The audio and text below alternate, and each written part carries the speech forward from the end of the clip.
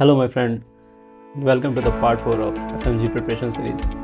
Are you someone who is looking on YouTube on how to approach FMG for the first time, or maybe if you are a repeater, then you are searching some ways to pass the FMG exam? Then, my friend, you are at a very right place. इस video में मैं आज बात करने वाला हूँ कि आपको फर्स्ट अप्रोच किसी सब्जेक्ट का या फर्स्ट रिवीजन कैसे करना है, सेकेंडली रूटीन क्या फॉलो करनी है, थर्ड क्वेश्चन बैंक्स कैसे अप्रोच करने हैं, जो कि मोस्ट इंपॉर्टेंट पार्ट होता है। फोर्थ मैं ये भी बात करूँगा कि आपको क्वेश्चन बैंक को नोट्स के साथ कैसे लिंक करना है। फिफ्थ मैं ये बात करने वाला हूँ कि आपको किस तरीके से ट्रैक रखना है अपने प्रोग्रेस का, क्योंकि बहुत इंपॉर्टेंट पार्ट होता है। And the last is how to be efficient in this time. So अगर आप इस वीडियो में एंड तक स्टिक आउट करते हैं तो मैं आपको बिल्कुल गारंटी देता हूँ कि आप इसमें से कुछ ना कुछ ऐसा पॉइंट सीखोगे जो कि आप अपने प्रिपरेशन में अप्लाई करोगे। So this video is gonna be a bit longer, so let's stick out to it and let's get started. Now आप इंडिया आ चुके हो अपनी स्टडीज़ कंप्लीट करके यूनिवर्सिटी से, और आपको एफएमजी के लिए अप्रोच करना है। सो सबसे पहला स्टेप होता है किसी भी एफएमजी कैंडिडेट का, द फर्स्ट अप्रोच, राइट। सो इसमें आपको दो काम करना होता है। पहला तो आपको ये काम करना होता है कि आपको जो भी इनकम्प्लीट सब्जेक्ट्स हैं या फिर जिन सब्जेक्ट्स को आपने टच नहीं किया है उन्हें आपको कंप्लीट करना है in the span of initial 1 to 2 months। Okay, and second step करना है आपको कि आपने जो पढ़ रखा है, you have to revise those things which you have already covered, right. So इस स्टेप में स्ट्रैटेजी बहुत मैटर करती है, क्योंकि स्ट्रैटेजी क्या होती है ना, आप कुछ टाइम लगा करके बनाते हो और 1 महीने तक फॉलो करोगे एटलीस्ट, सब लोग तो यही करते हैं। सो अगर आपने गलत स्ट्रैटेजी फॉलो कर ली तो आप 1 महीने तक ब्लाइंड गेम खेल रहे हो, ठीक है। तो आपको स्ट्रैटेजी बहुत मैटर करती है, आप अपनी खुद की स्ट्रैटेजी बनाओ। ये मेरा अप्रोच रहने वाला इस वीडियो में, मैं जिससे कि आपको हेल्प कर सकूँ। नाउ लेट्स सपोज आप इंडिया आ चुके हो और आपके पास सिर्फ 4 मंथ है प्रिपेयर करने को। अब अगर अभी की बात करें तो जुलाई में अभी आपका एग्ज़ाम होने वाला है, तो मार्च से अगर आप काउंट करोगे तो आपके पास 4 मंथ्स होने वाले हैं। अगर मैं आपकी जगह पे होता तो मैं एक रफ एस्टिमेट बता रहा हूँ, उसमें +- 2-3 डेज़ हो सकता है। तो मैं इस तरीके से अप्रोच करता कि मेरा फर्स्ट रिवीजन होता 50 डेज़ का, सेकंड होता 30 डेज़ का, उसके बाद का होता 15 डेज़ का, एंड देन 7 डेज़ का, ठीक है। उसके बाद अगर मुझे और वक्त मिलता जुलाई में फॉर एग्जांपल, तो मैं और 7 डेज़ का और एक बार रिवाइज़ कर लेता। सो मैं अभी आपको बताता हूँ कि मैं अभी 50 डे वाला अप्रोच कैसे करने वाला हूँ। तो देखो, मैं अभी अब तुम्हें 50 डे का अप्रोच समझाता हूँ। इस वीडियो में मैंने बेसिकली शिल्पी अरोड़ा मैम का स्ट्रैटेजी फॉलो किया था जब मैंने फर्स्ट अप्रोच किया था।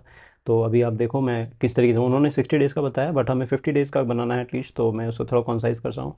सो आप यहाँ पे देखो, हमारे पास 19 सब्जेक्ट्स हैं और मेरे पास 50 डेज़ है, ठीक है, करने के लिए। तो मैं कैसे दूँ वक्त दूंगा चीज़ों को। एनाटॉमी को मैंने 3 दिन दिया है, सर्जरी को 5 दिन, मैम ने 6 दिन दिया था, लेकिन हमारे पास कम वक्त है तो मैं 5 दिन ही दे पाऊँगा। ऑर्थो के लिए 2 दिन, रेडियो के लिए 2 दिन। और इस तरीके से तुम्हें ये देखो, ये एक प्लान है, तुम रफ एस्टिमेट है, इसे तुम अपने हिसाब से एडजस्ट करो। बट अगर तुम्हें चाहिए था कि किस तरीके से करना है 50 डेज़ का अप्रोच, तो मैं इस तरीके से करता, ठीक है। और तुम्हें ना एंड में 2 GTs देने हैं, देखो, at the end of every month में तुम्हें 2 GT देना है, ठीक है। इस तरीके से मैं पहले मंथ को अप्रोच करता। नेक्स्ट अब मैं बात करता हूँ कि अगर तुम जैसे पढ़ रहे हो और तुम्हें पढ़ते वक्त क्वेश्चंस करने ही है, ऑफ कोर्स उसके ऊपर एक डेडिकेटेड मैं भी बात करने वाला, एक सेक्शन होने वाला है क्वेश्चन बैंक के ऊपर। बट जब भी तुम पढ़ रहे हो ना, तो तुम्हें ना एवरेज लिखना है हर चीज़ों का। क्या मैं कहना चाह रहा हूँ, मान के चलो तुमने एनाटॉमी ख़त्म किया, और जैसे ही तुम्हारा एनाटॉमी ख़त्म हुआ फॉर एग्जांपल 3 डेज़ में, तो तुम्हें क्या करना है, तुम्हें एनाटॉमी के प्रीवियस ईयर के ना क्वेश्चंस लगाने हैं, ठीक है। जैसे मैरो के सेक्शन में तुम अगर जाओगे, या फिर किसी भी आपको फॉलो कर सकते हो, मैंने मैरो किया था इसलिए मैं बता रहा हूँ। तो मैरो के सेक्शन में अगर तुम जाओगे तो तुमने वहाँ पे सारे क्वेश्चंस किए और तुम्हारे फॉर एग्जांपल 75% मार्क्स आए, ठीक है। मतलब एवरेज 9 मॉड्यूल्स का, 9 मॉड्यूल्स होता है, उसमें अप्रॉक्सीमेटली 75 आते हैं। तो हर सब्जेक्ट को तुमको लिखना है, एनालाइज करना है, इसी को बोलते हैं ट्रैकिंग। इसके ऊपर आगे बात होगा, बट मैं तुम्हें एक यहाँ पे डेमो दे रहा हूँ। तो मेडिसिन में जैसे मेरे 67% आए थे, एनाटॉमी में 75 आया था, इस तरीके से मैंने अप्रोच किया था, ठीक है। अगर तुम ऐसे करोगे ना तो तुम्हें तुम्हारा प्रोग्रेस दिखेगा, ठीक है। और एट द एंड तुम ये जान पाओगे कि मेरे PYQ का लेवल क्या है। तुम्हें हमेशा अपना लेवल मालूम होना चाहिए, क्योंकि कोई भी अच्छा मार्क्स सिक्योर करने के लिए एनालिसिस बहुत ज़रूरी है, ठीक है। तो एट द एंड मैंने जैसे इस वीडियो में बात किया है मेरे एवरेज के बारे में, तो मेरा अप्रॉक्सीमेटली 71% के आसपास अप्रॉक्सीमेटली एवरेज आ रहा था PYQ का, ठीक है। PYQ बहुत ईजी होते हैं, 71% लाना कोई बड़ी बात नहीं है। अब मैं तुम्हें ये बता रहा हूँ कि क्यों मैं बोल रहा हूँ कि तुम्हें एवरेज लेना चाहिए। देखो, उससे क्या होगा ना, तुम्हें ये पता चलेगा कि किस एग्ज़ाम में, मतलब कि जो भी PYQ आए हैं उनमें किसी टॉपिक से किसी सब्जेक्ट से क्या क्या टॉपिक्स उठ के आ रहे हैं। फॉर एग्जांपल मेरे को एनाटॉमी का मालूम है कि हर बार अल्नर वो लोग पूछते ही हैं, तो हर बार पूछेंगे। ठीक है, अगर तुम पहली बार पढ़ते पढ़ते अगर ये पता लगा लो ना कि कौन सा इंपॉर्टेंट हाईलाइटेड पॉइंट्स हैं, तो जब नेक्स्ट रिवीजन करोगे ना तो बहुत फ़ायदा होगा। तुम उन चीज़ों को बहुत ध्यान से एनालाइज कर पाओगे और देख पाओगे कि दिमाग में चलेगा ना, अरे यार ये पॉइंट तो आता है, ये क्वेश्चन तो पूछते हैं। और कभी कभी क्या होता है ना, जैसे बायोकेमिस्ट्री जैसा सब्जेक्ट है, ठीक है, पढ़ते वक्त तुम्हें ऐसा लगेगा यार ये तो बहुत टफ है, इतने सारे नेम्स हैं, है ना, बहुत सारे टेस्ट हैं। लेकिन जब तुम क्वेश्चन करोगे ना तब तुम्हें पता चलेगा इतना टफ क्वेश्चन आता नहीं है। नायासिन का क्वेश्चन हर बार रिपीट होगा तो होगा, वाइटामिन से आएगा, दो तीन क्वेश्चन तो आएगा, इस बार भी आया था और पिछली बार भी आया था, हर बार आता ही है। ठीक है, तो तुम ये देख रहे हो ना कि भाई किसी क्वेश्चन में किसी सब्जेक्ट में वो उसका डिफ़िकल्टी लेवल क्या है, वो तुम पहली बार में अगर सीख जाओ तो अगली बार में हेल्प होगा। अब बात करते हैं व्हाट रूटीन टू फॉलो। सो ये एक इंपॉर्टेंट सेक्शन होने वाला है और ये बहुत पर्सनलाइज चीज़ होती है। ठीक है, तुम अपने रूटीन अपने हिसाब से बना सकते हो। अगर तुम ऑनलाइन क्लास कर रहे हो तो अलग रूटीन होता है, सेल्फ प्रिपरेशन कर रहे हो तो अलग रूटीन होता है, अगर तुम ऑफलाइन क्लासेस कर रहे हो तो अलग रूटीन होता है।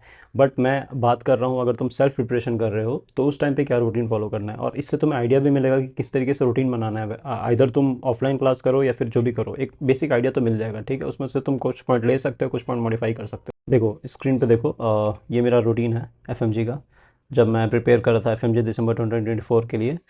ठीक है, तो ये मेरा रूटीन था। मैं सुबह 8:30 बजे से लेकर के 9 बजे तक अपना फ्रेशन अप होता था, उठता था लगभग 8:30 के अप्रॉक्स, +- 30 मिनट्स। उसके बाद मैं मेडिटेशन करता था। इसके ऊपर एक डेडिकेशन वीडियो बनाऊंगा। ये मेरे लाइफ का होता है ना, दो चीज़ें एफएमजी ने मुझे सिखाई, एक तो जीटी का इंपॉर्टेंस और एक मेडिटेशन का इंपॉर्टेंस, क्योंकि स्ट्रेस में तो मेडिटेशन सीखते हो। तो ऑफ कोर्स ऑब्वियसली सबको करना चाहिए। इसके ऊपर एक डेडिकेटेड वीडियो आएगी किस तरीके से करना है, क्या करना है। और ये एक ऐसा चीज़ है ना भाई, मैं 100 लोगों को बोलूँगा उनमें से 2 ही लोग फॉलो करेंगे, लेकिन वो जो 2 लोग फॉलो करेंगे ना, वो बाद में मुझे बहुत थैंकफुल होंगे कि यार सही में यार अच्छा चीज़ बताया मेडिटेशन के बारे में, रिलैक्सेशन के बारे में। ठीक है, आगे बढ़ते हैं। जैसे मेरा 9:30 तक मेरा मेडिटेशन हुआ, उसके बाद मैंने क्वेश्चन प्रैक्टिस की। इस समय में मैं कस्टम मॉड्यूल करता था। ठीक है, 50 क्वेश्चन लगाता था, 50 क्वेश्चन लगा के उन्हें रिव्यू करता था। ठीक है, उसके बाद अब बात करते हैं, ब्रेकफास्ट मैंने कर लिया। स्टडी सेशन, पहला सेशन देखो मेरा 11 बजे से लेकर के 3 बजे तक का रहने वाला है। ऐसा नहीं कि कंटिन्यूस पढ़ना है। ठीक है, ये एक एवरेज आइडिया है, तुम्हें भी पता है बीच बीच में कोई कोई फ़ोन भी यूज़ कर लेता है। 10-15 मिनट का ब्रेक चलता है, नॉर्मल है। ठीक है, उसके बाद मैं लंच किया 3 से लेकर के 5 बजे तक, और इस 5 बजे के दौरान मैंने 4:30 से 5 बजे के बीच में एक 30 मिनट्स का नैप लिया। नैप लेना बहुत बेनिफिशियल हो सकता है, ये एक टेक्निक है, तुम अगर ले पाओ तो अच्छी बात है, क्योंकि दिमाग रीसेट हो जाता है। उसके बाद सेशन नंबर 2 मेरा चला 5 से 7, फिर मैं जाता था शाम को 7 से 8:30 के बजे के बीच में जिम एंड बाथ। अब देखो ये जो मेरा मेडिटेशन पार्ट और ये जिम वाला पार्ट है ना, ये भाई बहुत क्रूशियल स्टेज है। ठीक है, तुम सोचो कि ये मैं अपने टाइम रूटीन में एडजस्ट नहीं कर पाऊँगा। जिम वाला छोड़ दो, ऑप्शनल चीज़ है, लेकिन मेडिटेशन करो। मेडिटेशन करने से तुम काम रह पाओगे, एक थेरेपी सेशन की तरह ही होता है। अब मेरे पास ऑप्शन था जिम जाने का, क्योंकि मेरे फादर आर्मी में हैं, तो अंदर ही हम लोग के क्वार्टर में जिम का ऑप्शन है, तो मैं जाता था शाम को, वहाँ पे जाके रिफ़्रेश हो जाता था। उसके बाद फिर मेरा स्टडी सेशन नंबर 3 चलता था 8 बजे से लेकर 9:30 बजे के बीच। ठीक है, फिर मेरा डिनर हुआ 9:30 to 10:30। फिर एक ऑप्शनल सेशन में चलाता था लगभग 10:30 से 11:30। ये कोई मैंडेटरी चीज़ नहीं है, ऑप्शनल है। अगर कुछ बच गया मेरा दिन का टास्क, जो मैंने डेली टास्क बनाया, अगर कुछ बच गया तो वो मैं उसमें इंक्लूड करता था। ठीक है, उसके बाद फिर मैं रिलैक्स एंड चिल अपना 11:30 12:30, इस दौरान मैं मूवी देख लिया है, फिर सोशल मीडिया यूज़ कर लिया। सबका अपना अपना होता है, तुम कर सकते हो उसी हिसाब से। देन 12:30 से 8:30 के बीच में मैं सोता था। भाई देखो स्लीप में ना नो कॉम्प्रोमाइज़, 7 to 8 आवर्स की स्लीप तुम्हें लेनी ही है, इसके बारे में भी आगे बात करते हैं।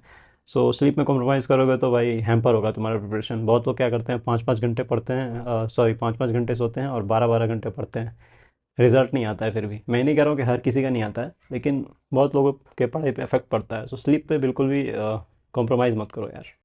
अब बात करते हैं बहुत ही इंपॉर्टेंट सेक्शन जिसे कहते हैं क्वेश्चन प्रैक्टिस। ओके, सो अगर तुम किसी भी सक्सेसफुल इंसान से पूछोगे ना जिसने भी एफएमजी क्रॉस किया है, उस उन सब में क्या कॉमन होगा पता है? Question practice. वो लोग हमेशा क्वेश्चन प्रैक्टिस पर बहुत ध्यान दिए हैं। ठीक है, देखो दो तरह की लर्निंग होती है, एक होती है पैसिव लर्निंग, एक होती है active learning. Passive learning is what? Passive learning is when you just swipe up your notes many times, जब 4-5 बार तुमने पढ़ दिया है ना और फिर भी मार्क्स नहीं आ रहा है, क्योंकि तुम पैसिव लर्निंग कर रहे हो। और एक्टिव लर्निंग क्या होता है? क्वेश्चन प्रैक्टिस करना। एक्टिव लर्निंग किस तरीके से होती है? बेसिकली देखो, तुमने जो पढ़ा अगर तुम उसे अप्लाई करना नहीं सीख रहे हो, तुम अपने गलतियों पे काम नहीं कर रहे हो, क्योंकि देखो नोट्स पढ़ने से तुम्हें ये नहीं पता चल रहा है कि तुम्हारी गलतियाँ कहाँ हो रही हैं, तुम तो बस अंधाधुंध पढ़ रहे हो ना। एक्टिव लर्निंग करो। एक्टिव लर्निंग करने से ही तुम्हारे मार्क्स इंप्रूव होंगे, जिसका क्वेश्चन प्रैक्टिस बहुत ही इंपॉर्टेंट पार्ट होता है। So do you know what is common between learning a bicycle and trying to solve a question bank? Well, both of them train your cerebellum, which is the most difficult part of your brain to train, right? जब आप सबसे पहली बार cycle चलाना सीखते हो तो आप क्या करते हो? आप गिरते हो बहुत बार, आप संभलते हो, लेकिन अल्टीमेटली जब आपने साइकिल चलाना सीख लिया तो अगर आप तुम्हें 10 साल बाद भी कोई बोले ना साइकिल चलाने को, तो तुम चला लोगे। क्वेश्चन प्रैक्टिस भी एक स्किल है, उसे इसी तरीके से मास्टर किया जाता है। शुरू शुरू में तुम्हें डिफिकल्ट लगेगा कि यार क्वेश्चन हो नहीं रहे हैं, एनालिसिस में कैसे करूँ, है ना, बट वो एक प्रैक्टिस है जो कि तुम करते करते सीख जाओगे। मल्टीपल क्वेश्चन सॉल्व करने के बाद कि which question to skip, which to not, how to approach difficult questions and how to analyse and eliminate all the options. ठीक है, तो ये एक हैबिट बन जाएगी तुम्हारी। ठीक है, जब तुम 5,000 6,000 क्वेश्चन सॉल्व कर रहे हो ना, तो तुम्हारी हैबिट बन जाएगी, तुम्हें सोचने की जरूरत नहीं पड़ेगी, हर बार दिमाग नहीं लगाना पड़ेगा कि इसमें एलिमिनेशन मेथड करूँ या फिर ना करूँ, इसमें मैं कितना समय दूँ, कौन से क्वेश्चन को कितना टाइम चाहिए। वो तुम सीखते हो क्वेश्चन प्रैक्टिस के दौरान ही, और वो वक्त के साथ ही आता है। देखो मैं तुम्हें एक एग्जांपल बताता हूँ एलिमिनेशन मेथड का क्या फ़ायदा होता है। ठीक है, अभी मेरे सामने एक पीएसएम का क्वेश्चन था, आज मैं क्वेश्चन प्रैक्टिस कर रहा था ऐसे रैंडम क्वेश्चन मॉड्यूल, तो मेरे सामने एक पीएसएम का क्वेश्चन आया। ठीक है, ये बहुत टफ है अगर तुम दिमाग लगाओगे तो, और अगर तुम सही से दिमाग लगाओ तो आसान है। देखो कैसे करना है। फॉर एग्जाम्पल ये रहा question, which are the following is true for the given distribution. Question पढ़ सकते हो तुम, तो इसमें देखो पूछा है मीन। ठीक है, और अगर तुम इसमें मीन निकालने जाओ ना भाई, तो तुम फंस जाओगे। क्यों? क्योंकि देखो मीन का मतलब तुम्हें पता है, सारे वैल्यूज़ को मुझे ऐड करना होगा, और नीचे में जितने भी वैल्यूज़ हैं उन्हें हमें डिवाइड करना होगा। बहुत टाइम कंज्यूम है भाई, कौन 20 को 31 से ऐड करे, 31 से 25 को ऐड करे, टाइम लगेगा ना। तो इस टाइम पे मैं क्या मेथड यूज़ कर सकता हूँ? एलिमिनेशन वाला। कैसे यूज़ करना है? सबसे पहले मीन को मैं ऑप्शन में रख रहा हूँ। ठीक है, मैंने इसे हटाया नहीं है, इसे मैंने एलिमिनेट नहीं किया, ऑप्शन में है। देखो हटाने वाली चीज़ें कैसे होंगी? मोड, मोड का मतलब तुम्हें पता ही है, मतलब जो लोग पढ़ रहे हैं उन्हें मैं बता रहा हूँ कि मोड का मतलब ये है कि देखो सबसे ज़्यादा रिपीट होने वाली वैल्यू कौन सी है? 31। तो एक ऑप्शन ऐसे ही कट गया। ठीक है, तो मोड तो ये होगा नहीं। दूसरा बात मैं कर रहा हूँ अगर मीडियन की। अब मीडियन के दो वैल्यूज दे रखे हैं, 15 और 28। कैसे इसको बात करेंगे? मीडियन क्या होता है?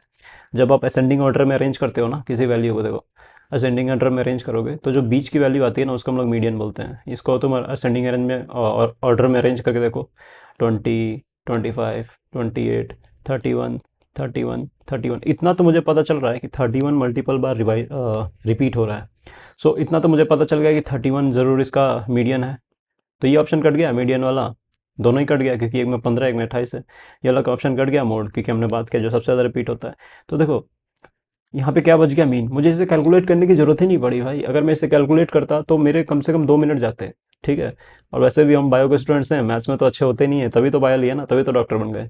सो क्यों दिमाग लगाना, थोड़ा स्मार्ट वर्क करो, और ये चीज़ तुम सिर्फ क्वेश्चन प्रैक्टिस से ही सीख सकते हो। ऐसे मल्टीपल चीज़ें होती हैं, मैंने बस एक छोटा एग्जाम्पल दिया तुम्हें समझाने के लिए एलिमिनेशन मेथड का पावर।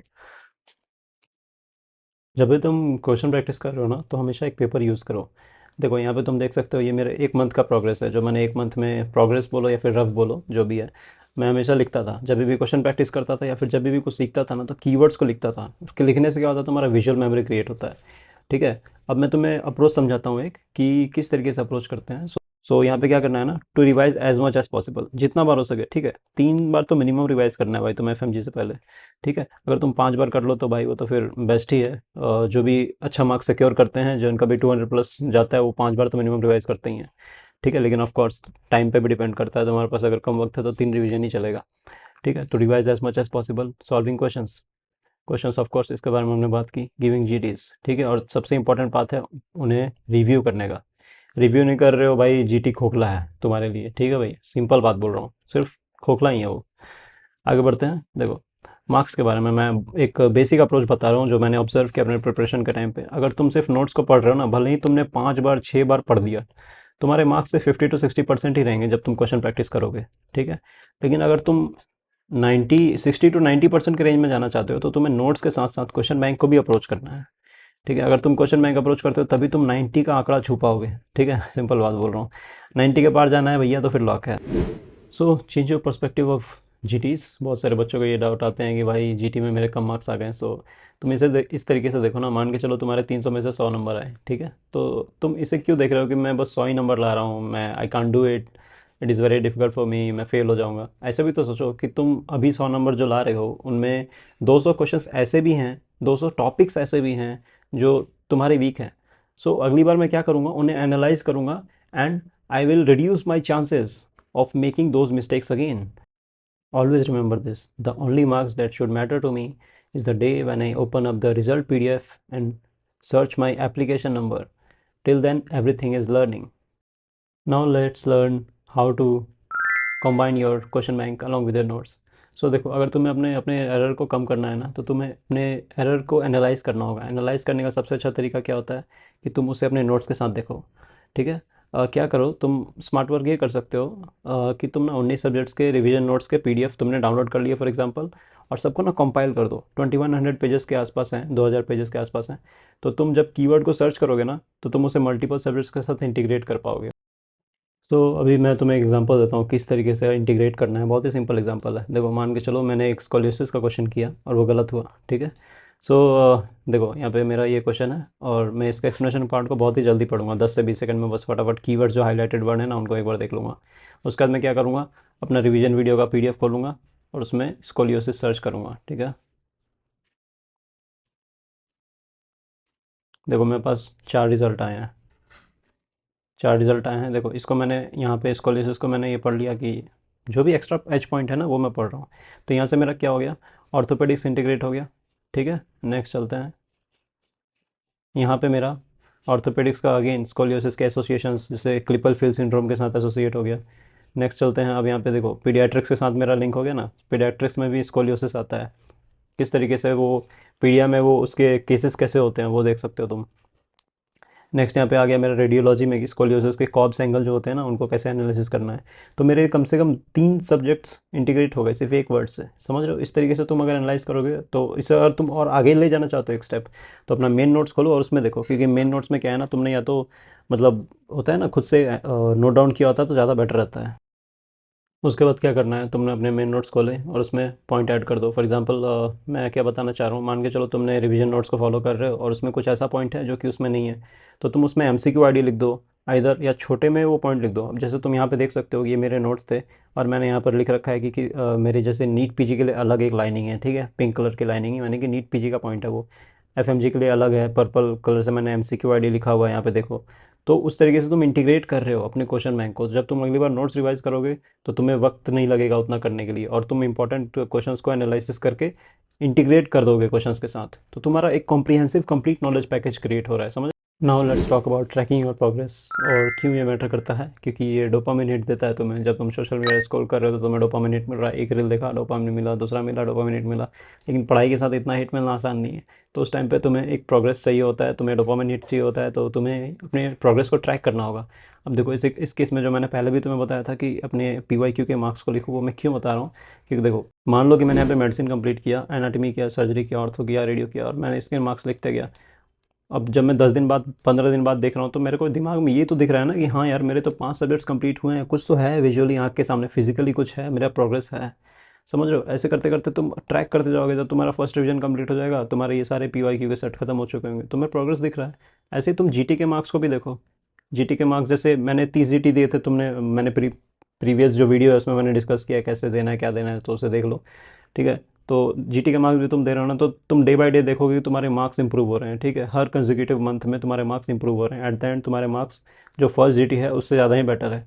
तो ये फ़ायदा होता है डोपामिन हिट पाने का जब तुम अपने मार्क्स को लिखते हो। दूसरा है कि तुम अपने ना डेली हैबिट्स को ना पहले रात को सोने से पहले सोच लो कि अगले दिन उठ के मुझे क्या करना है। फॉर एग्जांपल पैथो के मुझे 15 पेज करने हैं या 20 पेज करने हैं, तो मैं अगले दिन उठ के करूँगा। या तुम अर्ली मॉर्निंग उठ के डिसाइड कर लो कि आज क्या करना है। और 1 मंथ का स्ट्रैटेजी तो तुमने शुरू में ही बना लिया है। ठीक है, उसके बाद मैं तुम्हें बोल रहा हूँ छोटे टारगेट्स डिवाइड करने के लिए। तो तुम जब एट द एंड जब घर पे सो जाओगे ना, रात में जब सोने के लिए जाओगे, तो तुम्हें एक सेटिस्फैक्शन मिलेगा ना कि यार आज का काम खत्म हो गया, तो तुम्हें मोटिवेशन मिलेगा आगे बढ़ने के लिए। मोटिवेशन बहुत ज़रूरी है प्रिपरेशन टाइम पे, क्योंकि रिजल्ट से किसी को, सबको क्या होता है ना, तुम जब एग्ज़ाम देते हो, अगर तुम फेल हो गए तो तुमसे कोई नहीं पूछेगा तुम्हारा मेहनत क्या था, प्रोग्रेस क्या था। लोग बस यही मांगेंगे कि तुम्हारा रिजल्ट क्या है। और एज अ स्टूडेंट हमें उस टाइम पे खुद को मोटिवेटेड रखने के लिए ये प्रोग्रेस स्टेप बहुत इंपॉर्टेंट है। Now let's see how to be efficient while preparing for FMG. सो देखो, एक चीज़ होता है हमारा माइंड में ना, हम लोग क्या करते हैं, सिर्फ इनपुट पे ध्यान देते हैं। इनपुट कर रहे हैं, इनपुट कर रहे हैं, नोट्स मेकिंग कर रहे हैं ना, नोट्स बना रहे हैं, बार बार उसको पढ़ रहे हैं, तो इनपुट ही इनपुट कर रहे हैं। 5-6 बार नोट्स पढ़ दिए भाई, आउटपुट नहीं कर रहे हैं। आउटपुट क्या होता है, जो तुम पढ़ रहे हो उसे तुम एक बार यूज़ तो करके देखो, तुम एक बार क्वेश्चन प्रैक्टिस तो करो। तो उस तरीके से तुम जब बार बार इनपुट के साथ आउटपुट पे भी ध्यान दोगे ना, तो तुम्हारी एफिशिएंसी बढ़ेगी, सिर्फ इनपुट देने से नहीं बढ़ेगी। अब देखो, अगर तुम अपने दिमाग को बहुत रेस्ट दोगे ना, मतलब देखो ज़्यादा रेस्ट भी ठीक नहीं है और पूरा प्रेशर लेकर पढ़ना भी ठीक नहीं है, एक बैलेंस वे में होना चाहिए। देखो, तुम यहाँ पे एक स्पीडोमीटर देख रहे हो जो बाइक में होती है। स्पीडोमीटर में क्या होता है, 3 जोन होता है। इनिशियली वो जो लोग बहुत स्लो जाते हैं, ठीक है, 30 या 40 के नीचे जाओगे तो तुम्हारी इंजन की माइलेज ख़राब हो जाएगी, ठीक है। अगर तुम 80-90 के अबव जाओगे तो भी तुम्हारा इंजन, क्योंकि बर्न आउट हो जाएगा ना, हीट प्रोड्यूस करता है इंजन, तो बस वैसे ही हमारे दिमाग में हीट प्रोड्यूस करता है, स्ट्रेस्ड आउट हो जाता है। तो तुम्हें ग्रीन जोन में रहना है, इन बिटवीन 40 to 80, या फिर जो भी स्पीडोमीटर का रेंज होता है उस ग्रीन जोन में रहोगे ना, तो तुम आगे भी बढ़ रहे हो और तुम स्ट्रेस्ड आउट भी नहीं हो रहे हो। मेन एग्जाम में भी ये काम आने वाला है टेक्निक। स्ट्रेस के ऊपर अभी हम बात करते हैं। सो अभी सेक्शन होने वाला है स्ट्रेस मैनेजमेंट के ऊपर। बहुत ही इसके ऊपर एक डेडिकेटेड वीडियो मैं लाने वाला हूँ। इसे बस शॉर्ट में मैं समझा देता हूँ जिससे कि वीडियो कंप्लीट हो जाए। तो देखो, स्ट्रेस मैनेजमेंट पे तुम्हें ध्यान देना है आपको। ऑब्वियसली ज़्यादातर लोग ध्यान नहीं देते हैं। ज़्यादातर लोग क्या करते हैं ना, बहुत पढ़ते हैं, ठीक है, दिन भर पढ़ रहे हैं, लेकिन मैं तुम्हें क्या बताऊँ, मतलब ऐसे भी कुछ मतलब कुछ ना कुछ तो कैंडिडेट्स ऐसे भी होंगे ना जिन्होंने बहुत मेहनत की होगी लेकिन फिर भी उनका रिजल्ट अच्छा नहीं है। तो इसके पीछे क्या है, उन्होंने स्ट्रेस मैनेजमेंट पे ध्यान नहीं दिया, दिमाग को काम रखना नहीं सीखा, एग्जाम में भी काम नहीं रख पा रहे हो। तो स्ट्रेस मैनेजमेंट करना है। तो देखो, स्ट्रेस मैनेजमेंट कैसे करना है, सबसे पहले पॉजिटिव रहना है। कैसे रहना है पॉजिटिव रहने के लिए? भाई 1000 तरीके हैं, ठीक है, लेकिन मैं एक तुम्हें शॉर्टकट बताता हूँ। मेडिटेशन करो डेली 10 से 15 minute in the morning. Obviously हर कोई करेगा नहीं, बट जो करेगा उसके लिए अच्छा है। मैं करता था पर्सनली, मेरे को बहुत अच्छे रिजल्ट दिखे। मैंने 6 महीने, और इवन अभी भी मैं मेडिटेशन करता हूँ, ठीक है, क्योंकि उस वक्त का बेनिफिट मुझे अभी तो पता चल रहा है इतने महीनों करने के बाद। और मेन एग्ज़ाम में स्ट्रेस फ्री रहने के लिए मेडिटेशन बहुत ज़रूरी पार्ट था मेरे जर्नी का। दूसरा, go for a walk for 30 minutes at least in the evening. शाम को जाओ भाई। अगर तुम दिन भर घर में बैठ रहे हो ना, किसी भी प्रोसेस की वजह से, मान के चलो तुम घर पे प्रिपरेशन कर रहे हो या फिर ऑनलाइन क्लास तुम कर रहे हो, तो निकलो यार, थोड़ा 30 मिनट्स निकलो बाहर, ठीक है। और उस 30 मिनट्स के दौरान देखो, या तो तुम जिम जा सकते हो या तो कोई स्पोर्ट्स में इन्वॉल्व हो सकते हो। 1 घंटा निकालो, रिलैक्स करने के लिए 1 घंटा निकालो। उतना तो कोई भी निकाल सकता है। लोग फालतू की बहानेबाजी करते हैं, बकवासबाजी करते हैं, समय नहीं है, मैं नहीं निकाल सकता, ये सब फालतू की बातें। निकाल सकते हो अगर तुम चाहो तो, ठीक है। दूसरा, talk to friends, positive and happening friends only, ठीक है। हैपनिंग फ्रेंड्स से ही बातें करनी है, नेगेटिव लोगों से दूर रहना है। जो नेगेटिव बातें करते हैं ना, यार मेरा तो इस बार नहीं होगा, अगली बार देखते हैं, वैसे लोगों से भैया तुरंत कट जाओ, ठीक है। वो तुम्हारे दिमाग की माँ बहन करने वाले हैं, ठीक है, सिंपल बात। तो पॉजिटिव दो लोगों से बात करना है और उनसे डिस्कस करना है। अगर डिस्कसेबल कोई टॉपिक लग रही है तो डिस्कस करो। कुछ एग्जाम के क्वेश्चन डिस्कस करते सकते हो, उनको तुम बूस्ट करो और वो तुम्हें बूस्ट करें। बस ऐसे लोगों से कनेक्टेड रहो। भले एक ही फ्रेंड क्यों ना हो, लेकिन ऐसा एक फ्रेंड जरूर रखो। तुम्हें 10 लोगों से मतलब नहीं है, ठीक है। Stay away from negative influences, of course, ये तो तुमको मैंने बता ही दिया।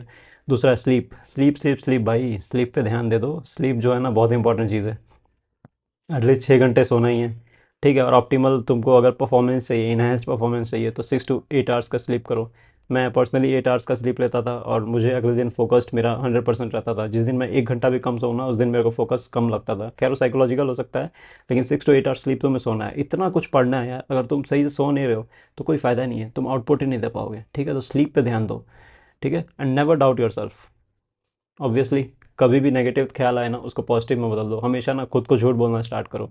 झूठ ये कैसे बोलना है, मैं इस बार 200+ क्रॉस करूँगा, मैं इस बार 250 क्रॉस करूँगा। ऐसे झूठ बोलते रहोगे ना अपने दिमाग को, जब 2 महीने तक लगातार, 3 महीने तक, तो वो रियलिटी, तुम्हारा दिमाग उसको रियलिटी में लेने लग जाता है और वो उसके डायरेक्शन में तुम्हें यूनिवर्स डायरेक्शन देने लग जाती है, ठीक है।